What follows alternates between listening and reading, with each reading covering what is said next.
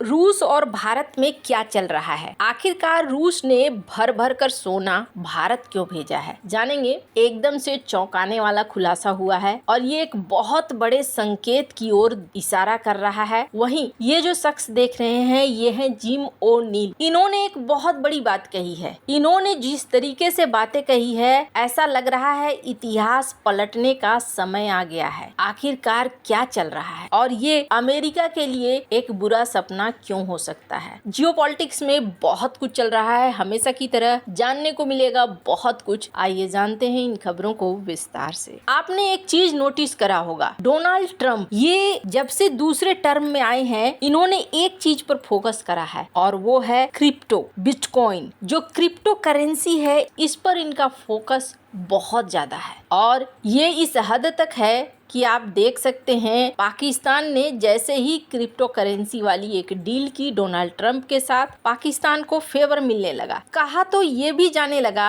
कि Trump crypto का इस्तेमाल अपने कर्जे को चुकाने में भी कर सकते हैं। क्रिप्टो करेंसी को लेकर पहले भी इस तरीके की बातें कहते आए हैं डोनाल्ड ट्रंप, लेकिन अब ये जो बातें हैं, अब ये बातें बता रही हैं कि डोनाल्ड ट्रंप के मन में कुछ अलग चल रहा है। क्या नॉर्मल डॉलर को छोड़कर दुनिया किसी और की तरफ शिफ्ट हो रही है? पहली बात आपको बता दूं, अमेरिका ने वेटन वुड समझौता करा था और इस समझौता तहत ये कहा था कि सोना और डॉलर एक दूसरे से लिंक रहेंगे। आप डॉलर वापस करके सोना ले जा सकते हो, सोना रख के डॉलर ले जा सकते। लेकिन अचानक से जब 1973 में ऑयल क्राइसिस हुआ तो निक्सन ने दुनिया को एक शॉक दे दिया था, हैरान कर दिया था जब ये कहा था कि अब ऐसा कोई रिलेशन नहीं रहेगा, सोना आपको नहीं मिलेगा डॉलर के बदले में। और तब दुनिया मजबूर हो गई थी डॉलर पे ही व्यापार करने के लिए, यानी जिसके पास डॉलर रह गया सो रह गया। ये दुनिया को हैरान कर देने वाला निर्णय था,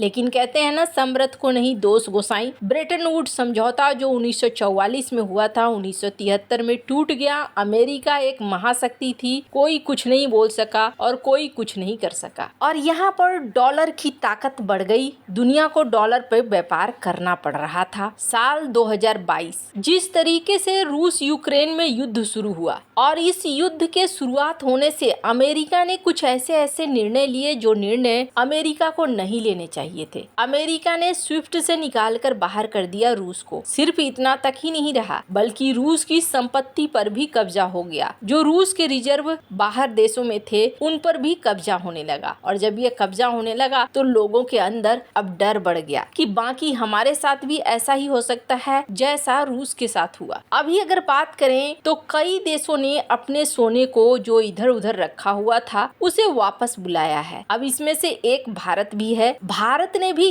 अभी हाल के सालों में अगर आप देखेंगे तो बहुत सारा सोना वापस लाया है। अभी सितंबर 2025 के अंत तक अगर बात करें तो भारत के आरबीआई की कुल सोना होल्डिंग है 880 टन, जो पहले से कई गुना ज्यादा है। सितंबर 2022 में मात्र 38% था, लेकिन आज 65% है। इसके अलावे अप्रैल से लेकर सितंबर 2025 ये इस साल की बात करें तो करीब 64 टन सोना वापस लाया गया है और पिछले 4 सालों में कितना लाया गया है? कुल 280 टन सोना लाया गया है वापस। पहले भारत के कुल रिजर्व में हिस्सा था मार्च 2025 में इसी साल 11%, लेकिन अब हो गया है 14%। विदेशों में रखा सोना जो बैंक ऑफ इंग्लैंड में रखा गया, बैंक फॉर इंटरनेशनल सेटलमेंट्स में रखा गया, उनको अब वापस लाया जा रहा है। और ये कारण जब पूछा जा रहा है आरबीआई से, कारण क्या है? आरबीआई आधिकारिक कारण नहीं बताता है, लेकिन माना जा रहा है कि जिस तरीके से जियोपॉलिटिक्स बदल रहा है, G7 देश, यूरोपीय संघ ने रूस का सोना, जब रूस का रिजर्व फ्रीज किया है उसके बाद से उस पर यकीन नहीं किया जा सकता है। एक चीज और देखने को मिल रहा है और वो ये है कि साल 2022 में रूस के पास 130 बिलियन डॉलर का सोना था, लेकिन G7 देशों ने सोने के ट्रांजैक्शन को रोक दिया। खैर, अब ऐसे हालात जब बन रहे हैं तो भारत ने भी अपना सोना वापस लाना शुरू कर दिया है। अब इसी बीच जिम ओ'नील ने एक बात कही है जिस बात को लेकर अब चर्चा होने लगी है कि आखिरकार हो क्या रहा है। सोने को लेकर जिस तरीके से दुनिया के देश, खास करके अगर आप देखें चाइना, रूस, भारत, ये वो देश हैं जिन्होंने ज्यादा से ज्यादा सोना खरीदना शुरू कर दिया है। वैसे तो टॉप पर अभी भी अमेरिका है, लेकिन अब धीरे धीरे और भी कई सारे देश खरीदते जा रहे हैं, सोना जमा करते जा रहे हैं। कारण क्या है? ओ'नील का कहना है कि एक खास प्लान है जो इस वक्त एक्टिव है और वो प्लान है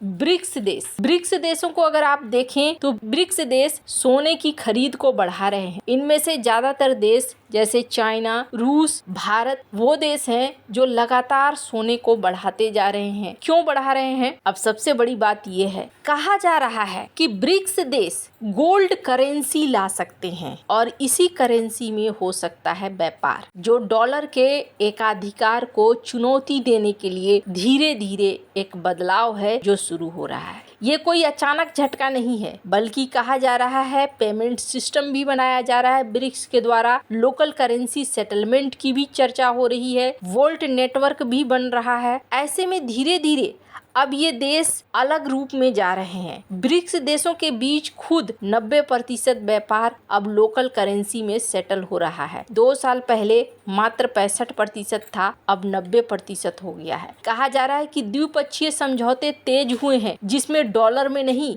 बल्कि अपनी अपनी करेंसी में व्यापार हो रहा है। वैसे भारत की बात करें तो भारत के विदेश मंत्री एस जयशंकर ने कहा है कि हमारी कोई नीति डॉलर को बदलने की नहीं है। डॉलर वैश्विक आर्थिक स्थिरता का स्रोत है और हम नहीं चाहते हैं कि कहीं पे अस्थिरता आए। लेकिन ये देखने को जरूर मिल रहा है कि भारत लगातार सोने को जो बाहर है उसे ला रहा है और सोने को खरीद रहा है। यहाँ तक कि स्क्रीन पर एक आर्टिकल देखिए, कहा जा रहा है कि 24 मिलियन डॉलर का सोना रूस से खरीदा गया। हालांकि ये आरटी इंडिया की तरफ से ये खबर निकल कर आ रही है जिसमें ये बातें कही जा रही है। अब चूंकि दुनिया में अनिश्चितता है, आगे क्या होगा किसी को कुछ पता नहीं है। ऐसे में माना जा रहा है कि भारत भी अपने आप को मजबूत रखना चाह रहा है और यही वजह है कि सोने की खरीदारी हो रही है। पर आगे क्या बदलाव होगा ये देखने वाली बात होगी। समय बड़ा बलवान होता है और ये अपने हिसाब से बदलता है, इसलिए अभी से कुछ भी कहना संभव नहीं है। पर हाँ, डोनाल्ड ट्रंप जो बार बार ब्रिक्स के ऊपर नाराज हो रहे हैं और डोनाल्ड ट्रंप ने कई बार कहा भी है कि ब्रिक्स डॉलर को